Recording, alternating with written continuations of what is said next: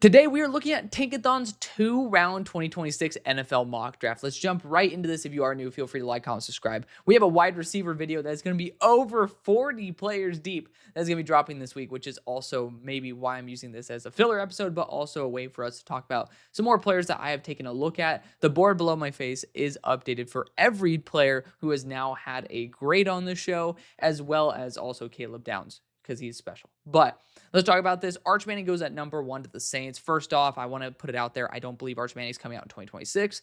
Unless he wins the Heisman, the Natty, I highly doubt it. And the team sitting at 1 is the team that he'd want to go to. I have a lot of love for Arch Manning, and I do think he's far more than a Nepo kid. So that's going to be really good to see the fact that, he's been continuing to work. And I do think he is going to be a really damn good quarterback and a future potential number 1 overall pick. It's just kind of tough when you do have, this is the year for him to be a number 1 pick, because you got guys like Jeremiah Smith, DJ Lagaway, who are going to be nipping at Arch Manning's heels.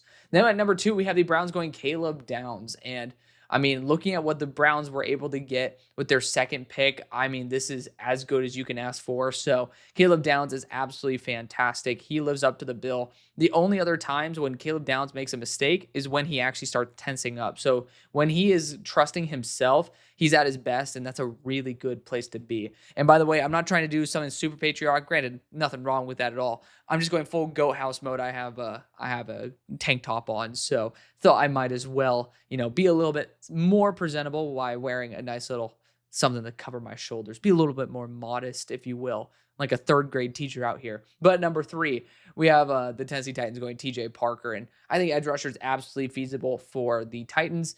It's definitely a position they're trying to continue to grow and develop. Oluwafemi Oladejo, really good start, but I do think that there's some time and development needed with him before he can end up truly trying to compete for an edge 1 position. At number 4, we got Caden Proctor, another Bama tackle going to the Giants. And I think Caden Proctor is a bigger project than Evan Neal ever was. Evan Neal, I don't know what the hell's going on there. Hopefully he can end up finding a home on the interior of the offensive line, which is crazy at his size. But Caden Proctor has so much room to grow, and he is kind of scary. I must admit, he has a grade that would not be on this board. So I'll just put it out there. I'll just throw it out there. I do not think Caden Proctor is remotely ready for the NFL, but I do think that there's an easy chance he could end up being with an extra year of development. I'm just not willing to roll the dice on that at the moment. I do think that's a massive risk for a left tackle to then move back to right tackle on the Giants offensive line there. So I don't really know if lightning would strike twice, but it very well could, with it being kind of the exact opposite of the connotation that usually comes about when you end up saying that with Caden Proctor. And then we have at number 5, Drew Aller going to the Jets. Drew Aller is a good player. I do think that he is a little bit overrated in terms of what he brings to the table. He has some really splashy plays. He's gotten better every year. That's why I believe in him, right? He has a great build. He can pick up some speed. He obviously is 240 pounds, has a rocket for an arm. And again, that progression every year is what I bank on and why I really like Drew Aller. But I will just say he's not as put together as what even people like myself try to say he is. So there's a good chance that Drew Aller could be worth the number 5 pick, assuming he, again, continues to improve at the rate that he has been. But if he's not, we might be talking about like a late first to early or mid-second territory. Peter Woods goes at number 6 to the Carolina Panthers. I do feel like there's a chance they go on defensive interior, but with Tershawn Wharton signing, if he ends up really popping off, I don't think that it's impossible for the Panthers to, have pretty much have the ability to neglect that position. And if you're at number 6, there's a chance you would be looking at quarterback. But speaking of quarterback, at number 7, Garrett Nussmeier goes to the Indianapolis Colts. I've talked about this ad nauseum, and again, I have a quarterback video out. If you see a player listed below my face, apart from Caleb Downs, I have a full eval out there, including a whole game from my scouting report for you guys to see. You guys just need to go and check out the respective corner as well as quarterback videos. But Garrett Nussmeier is someone who I have a few more questions on than most people. First off, nobody on planet Earth is talking about the fact that this guy is like a chicken burrito away from, or like not eating a chicken burrito, maybe an intermittent fast from being sub 200. He doesn't look like it, but I don't know why LSU would lie about their quarterbacks being underweight. But, at the end of the day, physics matters. The lighter you are, there is usually a higher percentage chance of you having an issue when someone very heavy ends up crushing you underneath them. So a bit of a concern there. But at number 7, again, I understand the sentiment there. It's not super high. It's a late pick in the 10s, which is where you can take shots at QB and feel a little bit less pressure than if you're in the top 3. At number 8, we have Francis Mauigoa, CC, going to the Las Vegas Raiders. I think they're going to be perfectly fine at offensive tackle. I don't think this is a massive issue. They would have addressed it this past year because they had ample opportunity to. And especially with guys like Caleb Rogers play the interior of the offensive line, and they have developmental guys there already like Charles Grant, excuse me. I think that would answer that question. And number 9, we got LaNorris Sellers going into the Browns. And again, you guys know what I think of the quarterback from South Carolina. I mean, I think he is unbelievable. And there's something about him, man. And yeah, he got better as the season went on. There's a whole lot of opportunity at South Carolina that I don't think is being tapped into. And I'm going to blame the offensive coordinator for it, not remotely LaNorris Sellers. And that pertains to Nick Harbor. I mean, Nick Harbor is just pretty much told stretch the defense, and that's about it. And I think there's so much more that these two could end up having in terms of connection there. But LaNorris Sellers has a chance to be the best quarterback in the NFL, in my opinion. Maybe like that's a bit of a stretch. I'm saying that's the absolute ceiling. A realistic ceiling is him being a top 5 quarterback in the NFL. That's just my genuine opinion. He's the highest graded quarterback that I've ever studied. I do think that there's a lot more risk involved with him. It's not like a super safe, like, wow, I see everything and it's like, I feel really good. Like the timing, which is a huge factor in the NFL, is off. But that is something at his age, with his build, with every asset that he has, it's foreign. And he plays phenomenally well for having a key piece missing. And that's something that comes with experience more than anything. So I do think the sky's the limit with LaNorris Sellers. As a Steelers fan, I'd be terrified.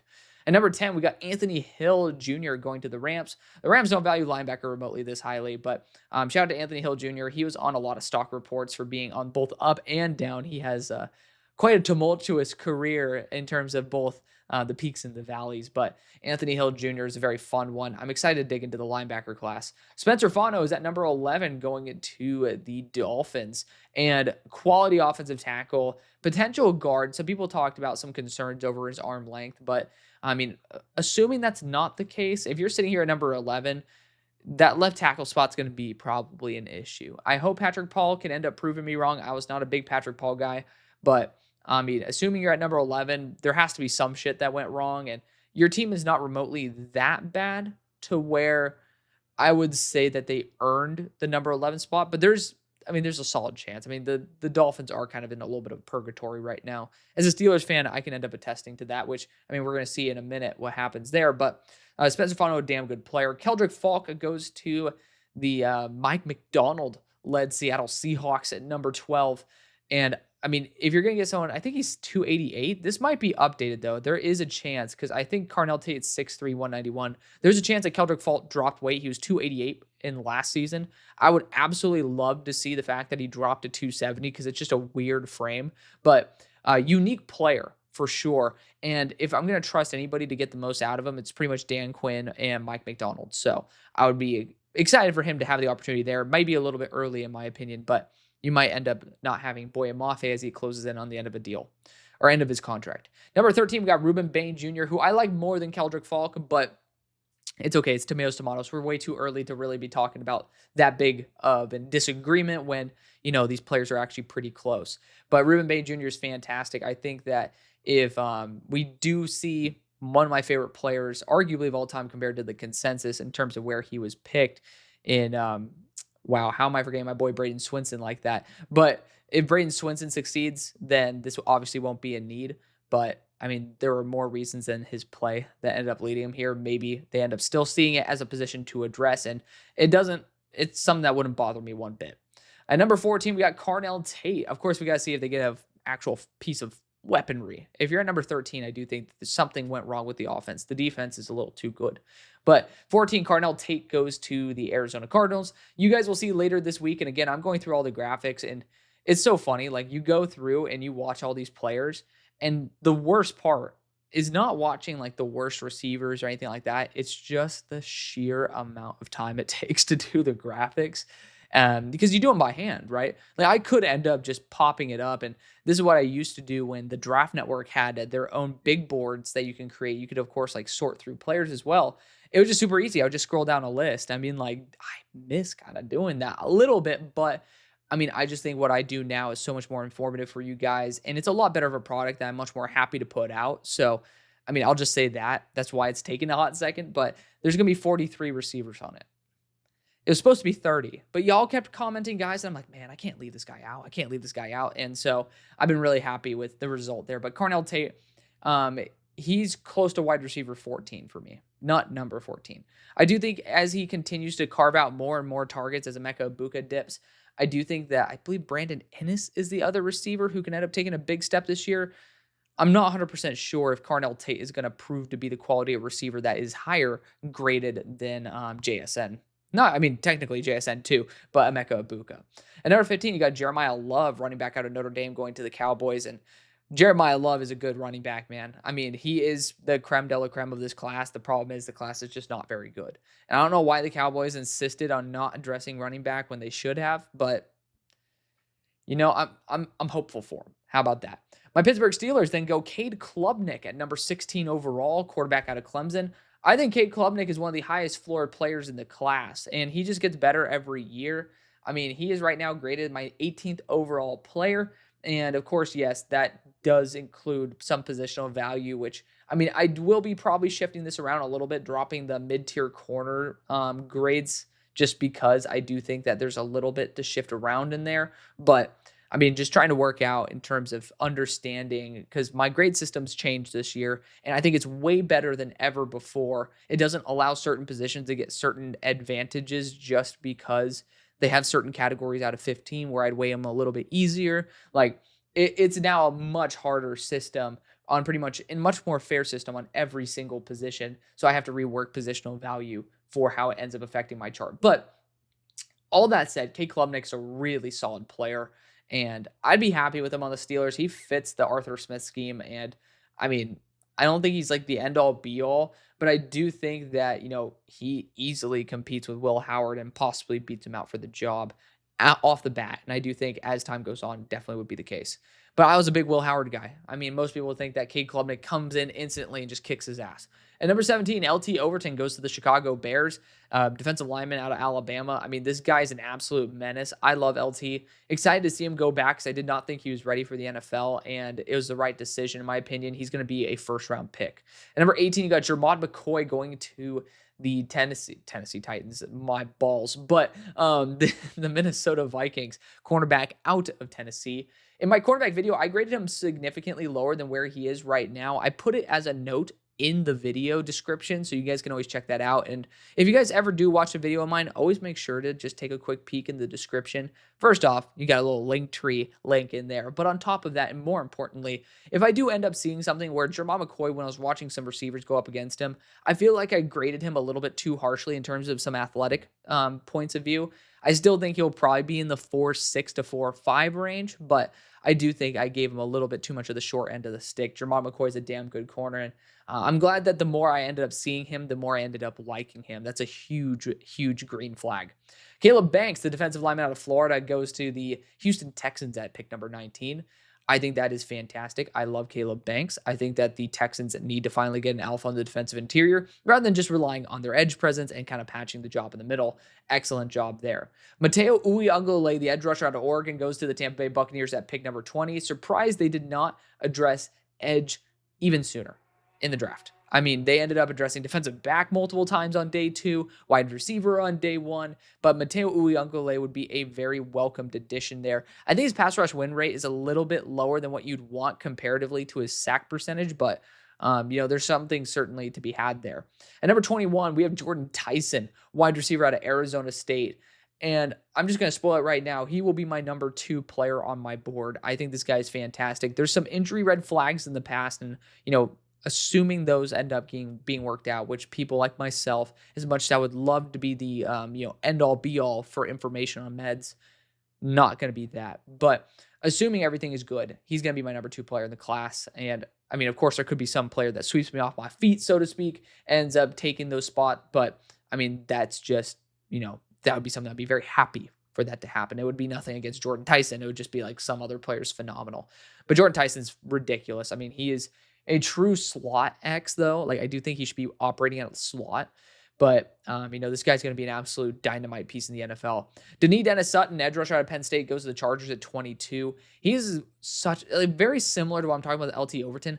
I like him. I like LT a lot more, in my opinion, than Denis Dennis Sutton. But both have a very similar profile in terms of the size to athleticism ratio and the amount that they're still developing. I think LT Overton's a lot better in terms of the day one production, but Denis he is a freak. I mean, you look at the stats though. I mean, like 8.5 sacks to 2 sacks. You might say, like, how can you say Denis is, not going to be as good as LT?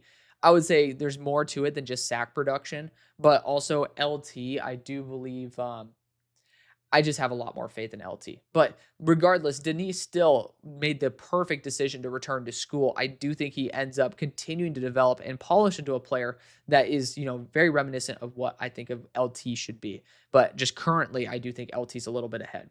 Which, I mean, apparently, Tankathon, I almost said Walter Football, fuck that guy. Tankathon thinks that as well.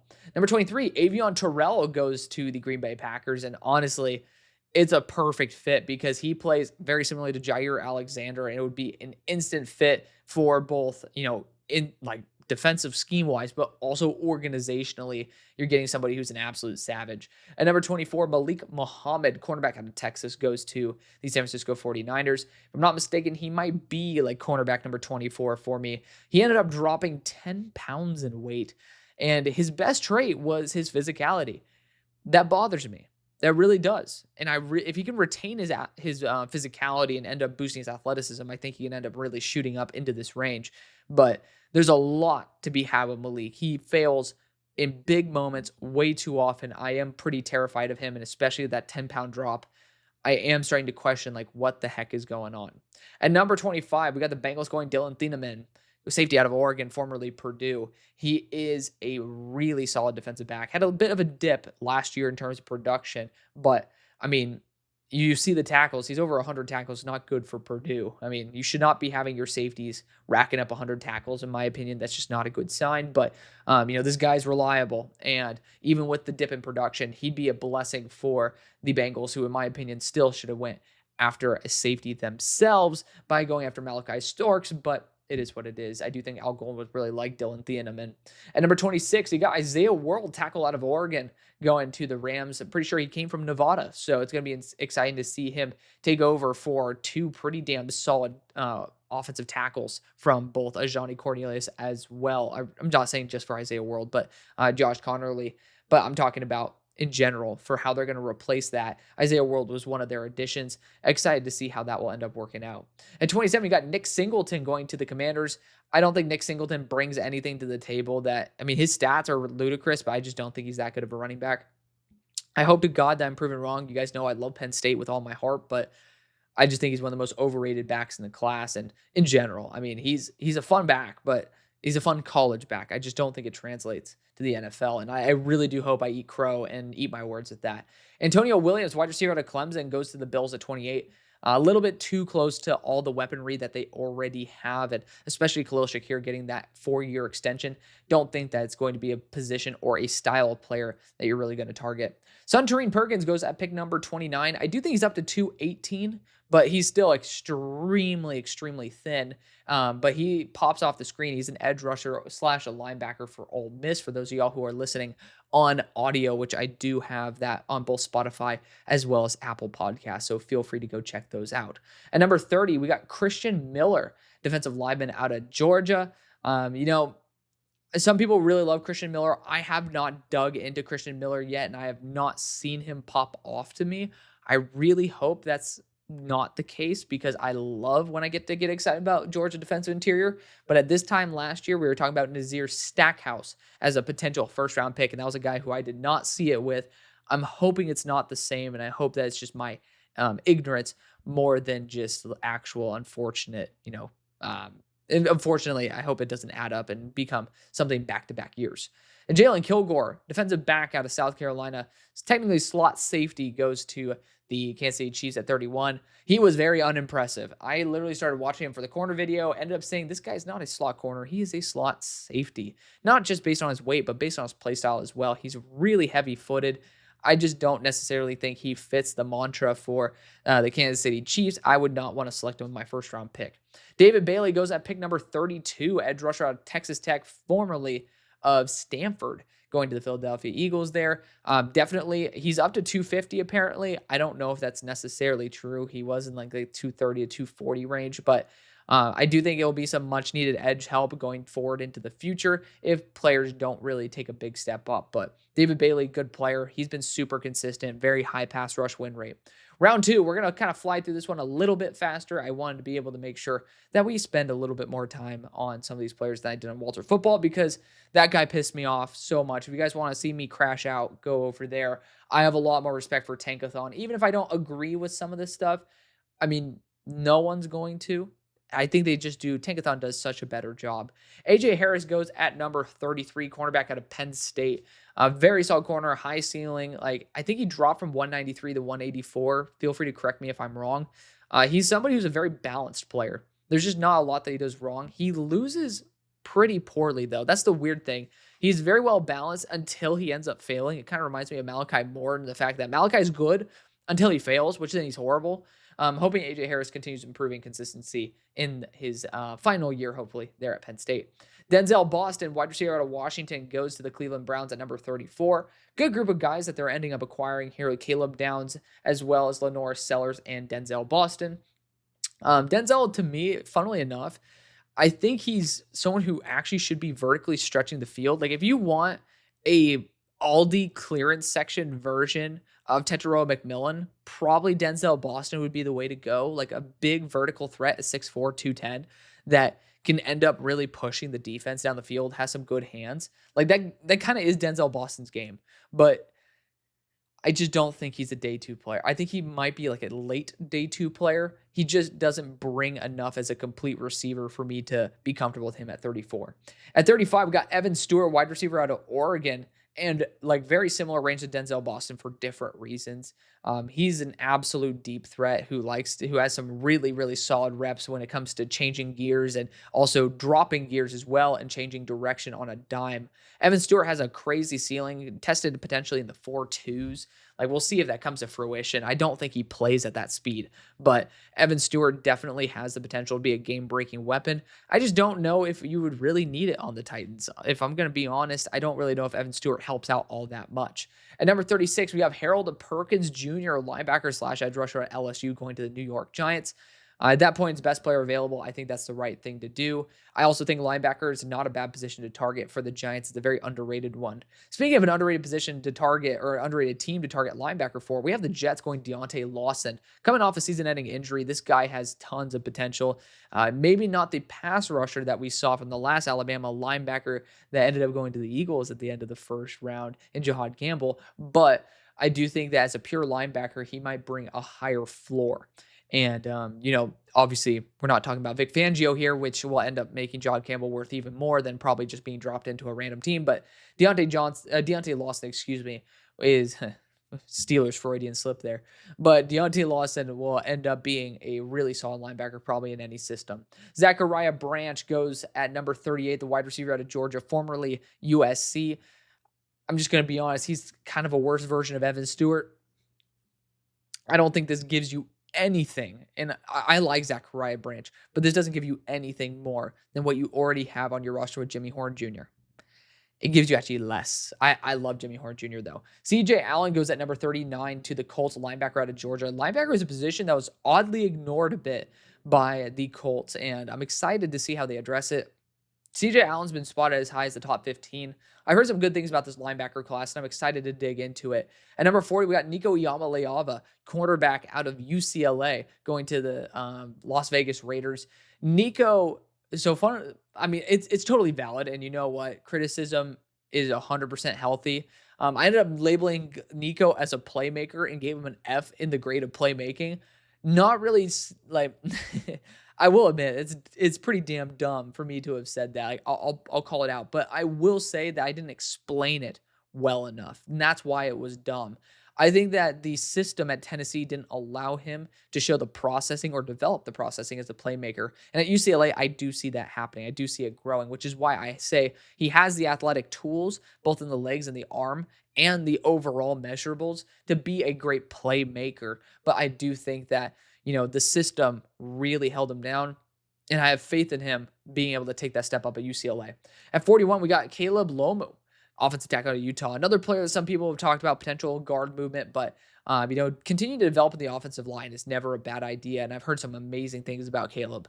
At number 42, we get a center for the Falcons with Jacob Slaughter. Jacob Slaughter was one of my favorites last year. He is sub 300, a little bit concerning there. He has some pretty bad losses, but I think as a day two center, he is really solid. And I don't really understand. I probably said solid a billion times. Feel free to take a shot every time I say it. I just don't really understand why he didn't come out. But, if he ends up being here in the second round, we'll know why. At number 43, the Dolphins get a defensive back here with Keon Saab, safety out of Alabama. This guy was an absolute beast at Michigan, had a stumble year at Alabama. I'm excited to see him take another step there because a lot of guys ended up having a little bit of a rough time there at the beginning. So I'm excited to see how that goes. Shout out to my Floridians, my UF fans out there. I actually have a coworker as well. She goes to the University of Florida. So shout out to Janine. But Austin Barber, he's a left tackle right now, but from what y'all have said, and I respect y'all's opinion a ton because when you guys watch every game, you guys end up covering where, maybe I haven't had that experience, which when I dive deep into the offensive line, absolutely, we're going to be taking some peeks, but y'all say Austin Barber's a damn good right tackle. I'm going to trust it. I will. But, he's going to be a very experienced offensive tackle there protecting DJ Lagaway. I'm excited to see how that ends up working out, and I love the idea of the Seahawks going after offensive line. Caden Green, interior offensive lineman on Missouri, going to the New England Patriots at 45. This is the first one that I really don't like, and that's solely because there's enough interior offensive line possible players on the Patriots. Let's cut it out. Get true tackle talent like Austin Barber if you could. But, definitely. Nick Harbor is there for the taking. That just screams perfect for Drake May to just launch a deep ball to, but again, Tankathon is not on the tier of, even like Mel Kiper's of the world make mistakes, but it's like, I'm just going to be real. They're doing a good job. Like they throw some curveballs in there as they should this early on, but I've been pretty damn happy, and I'm an easy man to displease when it comes to the draft. Sonny Styles, linebacker at Ohio State, goes to the Arizona Cardinals at 46. Never a bad idea to continue developing the defense. I just think it's a little bit early for linebacker if you aren't getting somebody on, for getting like linebacker 4. And these might be even linebacker 5. But regardless, it's just a little bit early for that. And, with the quantity of other issues that I might want to address, which, they already addressed receiver, but on the offensive line, I think that's also super useful. That would probably be the way I'd go. But regardless, we go to number 47, and the Dallas Cowboys go after Charles Jaguza. I think Jaguza might be the correct way to pronounce it. Feel free to correct me. You see it right there. We do not have enough information on him. I'm hoping that ends up being, I hope he ends up being an absolutely baller offensive lineman because I love me some Notre Dame offensive linemen. But I don't really think the Cowboys will be in need of offensive tackle above other positions. And speaking of one that you guys poached from the Steelers, we're going to talk about the Steelers drafting Nick Harbor, wide receiver of South Carolina, which is literally DK Metcalf.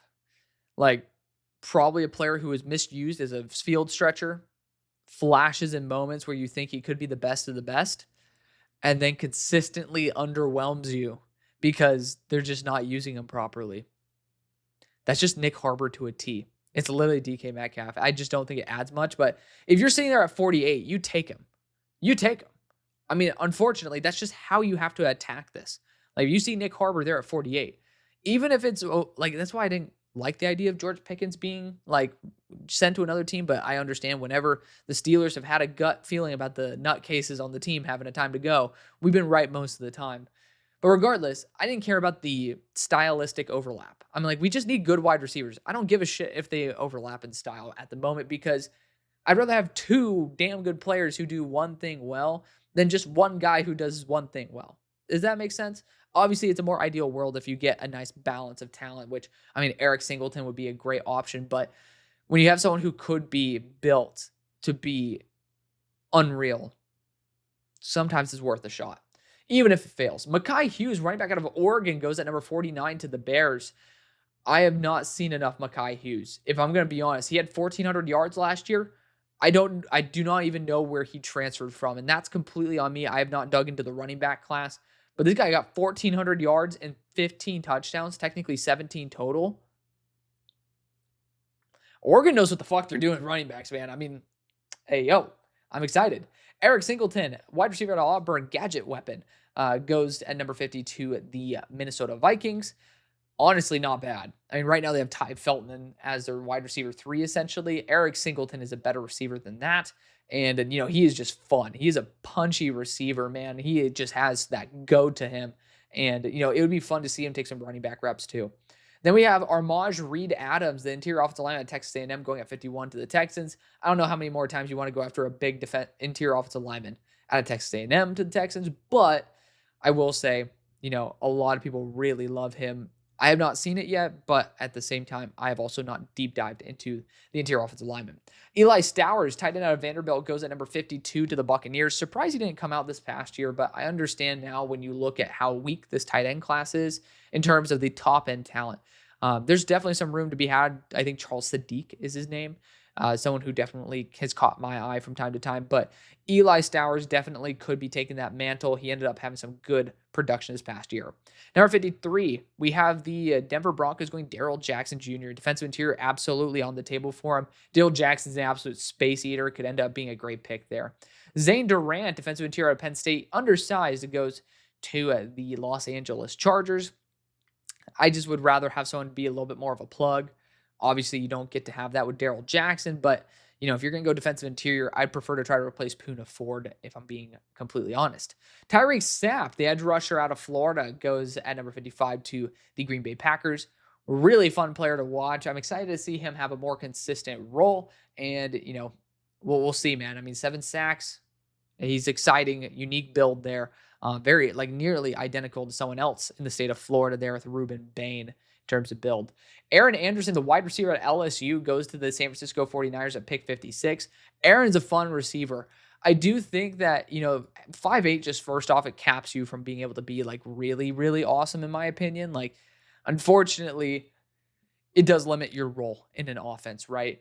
But sorry for scratching that. I don't even know if that's going to come through. This mic has been absolutely incredible. Shout out to the brand Shure with their MV7 Plus. I mean, I'm not being paid by them to promote it, but great microphone if you guys ever want to get into this. Like, it is, I wish I knew about this thing sooner. But regardless, I'm making sure that my mic is still on. It has a little green light up thing. I'm getting off track. Aaron Anderson's fun, but being that height, unfortunately, does limit your capabilities. I do think his speed is good, but his play speed is a little inconsistent, but he is a very fun player. I don't think that the Niners really have a role for him.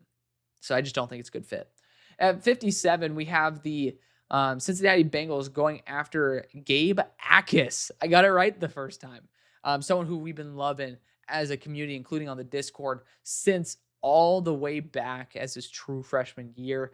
This guy's going to be a stud. I think he could be a first-round pick. Sam Levitt, quarterback at Arizona State, goes to the Los Angeles Rams at pick 58. Absolutely a great fit. The dude is a gamer. The problem is he's almost like he's playing video games. It's not a very realistic style of play, but fun arm, great mobility, working on that processor. I'm excited to see how he ends up continuing to grow in that final year, especially with a fully healthy Jordan Tyson.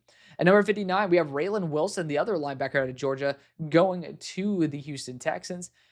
I mean, again, I understand it, but I don't think that specifically for the Texans, linebacker is going to be that pressing of an issue. It looks like D'Amico Ryans knows what he's doing. So if he does go this route, I'm not going to complain, but I don't think he will.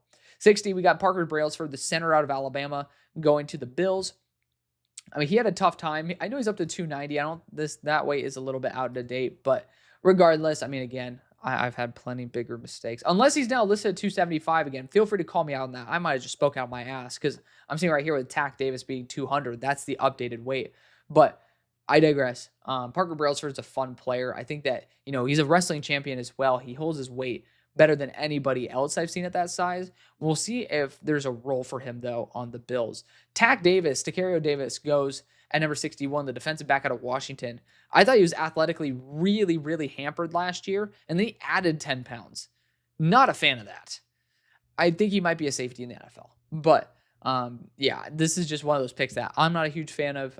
Would not go this route for the Lions. Number 62, we got Kevin Concepcion, wide receiver out of Texas A&M, formerly out of NC State. But he's a good receiver with a ton of potential. Like, he's a good athlete. He can stop on a dime. Has some drop issues for sure. And to be fair, I'm not going to fully credit that to him, but I will be still knocking him for it. The quarterback play was horrible there. So I still think this is a solid move for the Ravens. I think he'd be a good fit there. I just think that, he didn't really go to a spot that would use him much better. At number 63, we got Gennings Dunker. Holy shit. Tackle out of Iowa. What a name. Played 11 games last year, so not a full-time starter. I'm intrigued to see this. I've never heard this guy before, but I love offensive linemen from Iowa. I'm sold. Gennings Dunker. Sign me up, man. Sign me up. And last but not least, at number 64, we have the Philadelphia Eagles going cornerback with Domani Jackson, formerly out of USC, currently at Alabama. Really solid boundary player. Honestly, he improved as the season went on noticeably, which is pretty hard to say at that Alabama squad. A lot of the players ended up dipping. So, are dipping in terms of talent or consistency, at least. He ended up improving. So, I really like seeing that. But that's going to be the video. Yes, I forgot to wear my glasses again, and my eyeballs are absolutely fried. And it's also 10:30 at night. It's time to go to bed. Thank you so much for watching, showing the love that you always do. I love you. See you later. Peace.